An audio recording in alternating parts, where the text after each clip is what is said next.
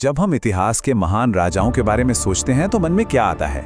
जाहिर है बड़े बड़े किले जीतना, दुश्मनों को हराना और उनके खजानों से सोना चांदी लूटना। लेकिन आज की कहानी सोच को पूरी तरह से पलट देगी। ये कहानी एक ऐसे राजा की है जिसने एक बहुत बड़े राज्य को जीतने के बाद उसके सोने और हीरों से भरे खजाने को नजरअंदाज कर दिया और पता है क्या उठाया? एक शब्दकोश, एक डिक्शनरी। कोई राजा भला खजाने के बदले एक डिक्शनरी क्यों लूटेगा? सुनने में यह सवाल जितना अजीब लगता है ना, इसी में एक राजवंश के पतन के कगार से उठकर अपने स्वर्ण युग तक पहुंचने का पूरा राज छुपा है। ये सिर्फ एक राजा की कहानी नहीं है, बल्कि ये कहानी है कंट्रोल की, यानी नियंत्रण की, राजनीतिक, सैन्य और सबसे बढ़कर बौद्धिक नियंत्रण की। तो चलिए कहानी की शुरुआत करते हैं उस मोड़ से जहां सब कुछ बिखर चुका था। गुजरात में पाटन का सोलंकी साम्राज्य पूरी तरह से अस्त व्यस्त। राजा करण देव सोलंकी की युद्ध में मृत्यु हो चुकी है। राज्य पर बाहर से दुश्मनों के हमले का खतरा है और अंदर दरबार में ही बैठे ताकतवर लोग राजगद्दी पर कब्जा करने के लिए तैयार हैं।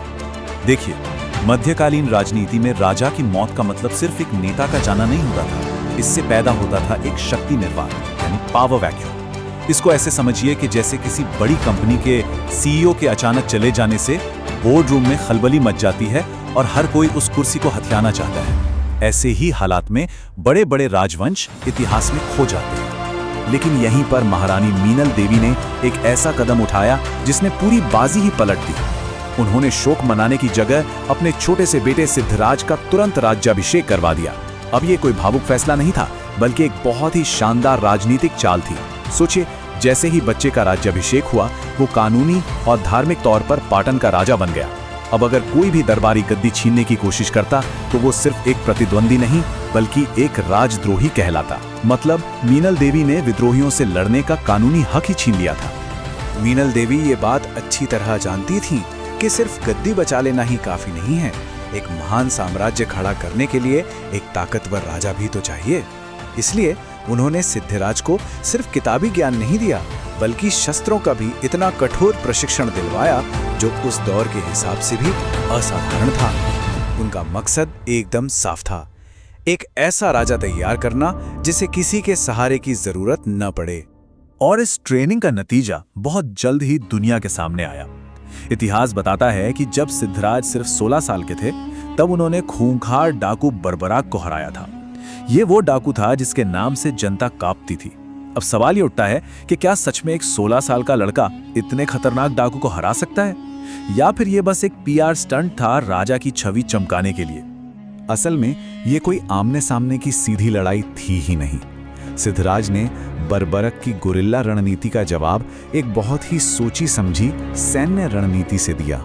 उन्होंने सीधे जंगल पर हमला नहीं किया, बल्कि पहले जंगल की घेराबंदी की, बर्बरक तक पहुंचने वाले खाने पीने के सारे रास्ते काट दिए और फिर एक जाल बिछाकर उसे बाहर आने पर मजबूर कर दिया। सिद्धराज का असली कमाल तलवार चलाना नहीं था, बल्कि इतनी कम उम्र में इतनी मुश्किल सैन्य रणनीति को कामयाबी से लागू करना था। तो एक बार जब राज्य के अंदर के दुश्मन शांत हो गए, तो सिद्धराज ने अपनी नजरें बाहर की ओर घुमाई। उन्होंने मालवा पर हमला करके न सिर्फ अपने पिता की मौत का बदला लिया, बल्कि जूनागढ़ को भी जीत लिया। देखते ही देखते उनका साम्राज्य गुजरात से लेकर मारवाड़ और मालवा तक फैल गया। अब इस जीत का मतलब सिर्फ जमीन हासिल करना नहीं था, बल्कि पश्चिमी भारत के सबसे जरूरी व्यापारिक रास्तों पर पाटन का कब्जा होना था। और इसी ने पाटन को आर्थिक रूप से एक महाशक्ति बना दिया। और यहीं से सिद्धराज के शासन का वो सबसे अनोखा दौर शुरू होता है, जो उन्हें बाकी राजाओं से बिल्कुल अलग बनाता है। वो समझ चुके थे कि असली और टिकाऊ कंट्रोल सिर्फ तलवार से नहीं आता, बल्कि ज्ञान से आता है। और यही सोच हमें हमारे पहले सवाल पर वापस ले आती है, आखिर उन्होंने खजाने की जगह एक डिक्शनरी क्यों चुनी? जरा सोचिए, जब एक साम्राज्य इतनी तेजी से फैलता है तो उसमें कई अलग अलग भाषाएं, बोलियां और संस्कृतियां शामिल हो जाती हैं। ऐसे में प्रशासन चलाने, कानून लागू करने और व्यापार को आसान बनाने के लिए एक स्टैंडर्ड भाषा की जरूरत पड़ती है। एक विशाल और विविधता से भरे साम्राज्य को सिर्फ तलवार के दम पर लंबे समय तक एक साथ नहीं रखा जा सकता। वह ये कि मालवा का व्याकरण उस समय का सबसे उन्नत माना जाता था। सिद्धराज ये बात समझ गए थे कि पाटन को अगर सांस्कृतिक और प्रशासनिक तौर पर सबसे ऊपर ले जाना है, तो उन्हें भाषा के इस कंट्रोल सेंटर को अपने हाथ में लेना होगा। ये कुछ वैसा ही था जैसे आज के जमाने में कोई एक देश दूसरे देश के डेटा सर्वर पे कब्जा कर ले। वो डिक्शनरी असल में कंट्रोल का एक बहुत बड़ा हथियार थी। सिद्धराज ने मालवा से लौटते ही उस समय के महान जैन मुनि हेमचंद्राचार्य को बुलाया और उन्हें एक ऐसा व्याकरण ग्रंथ तैयार करने को कहा जो मालवा के ग्रंथ से भी बेहतर हो। इसका नतीजा था सिद्ध हेम शब्दानुशासन नाम का ग्रंथ, जिसमें करीब 1 लाख शब्द थे। ये सिर्फ एक किताब नहीं थी, बल्कि ये पाटन की बौद्धिक ताकत का एक ऐलान था। सिद्धराज का ज्ञान सिर्फ साहित्य तक ही सीमित नहीं था।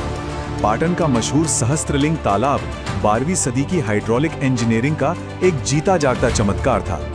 इसमें सरस्वती नदी के पानी को मोड़ने, उसे फिल्टर करने और गाद को रोकने के लिए उस जमाने के हिसाब से बहुत एडवांस सिस्टम थे।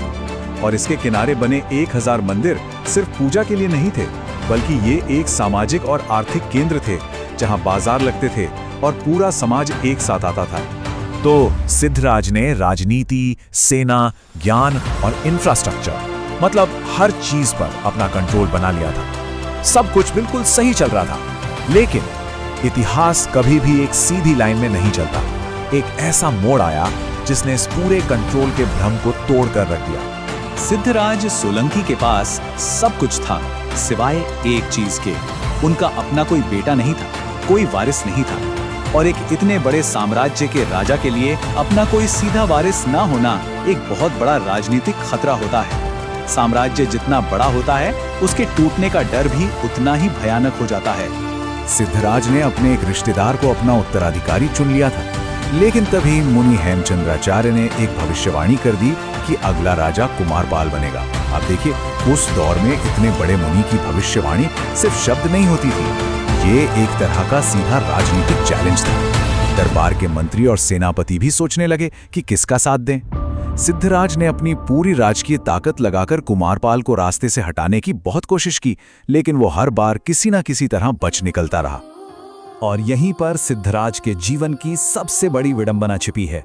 एक राजा जिसने अपना पूरा जीवन अपनी शर्तों पर जिया, जिसने दुश्मनों को हराया, साम्राज्य को बढ़ाया और यहाँ तक कि ये भी तय किया कि उसकी प्रजा क्या पढ़ेगी, वो आखिर में अपनी ही विरासत का फैसला अपनी मर्जी से नहीं कर पाया।